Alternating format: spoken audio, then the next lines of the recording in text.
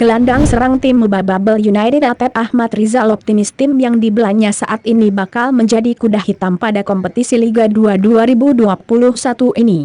Mantan kapten tim Persib Bandung ini mengakui memperhitungkan PSMS dan tuan rumah Sriwijaya FC yang terlihat telah lama melakukan persiapan. Semua tim bagus, tapi kalau harus memilih dan jujur Medan dan Sriwijaya yang sudah melakukan persiapan cukup lama. Tapi tentu dalam hal ini kita adalah kuda hitam, ungkap Atep Ahmad Rizal usai latihan di lapangan mini soccer prioritas JL Longlen Palembang, Kamis, 23 September 2021.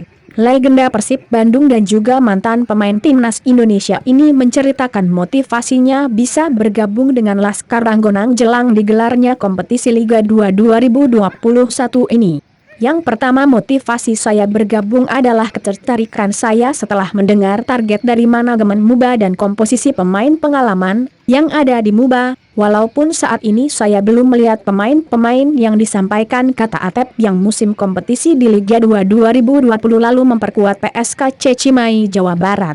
Pesepak bola 36 tahun yang telah dikaruniai dua anak yakni Alocia dan Nakeisha buah pernikahannya dengan Lilis Yamaini mengakui harapan manajemen dengan kehadirannya dapat membantu tim.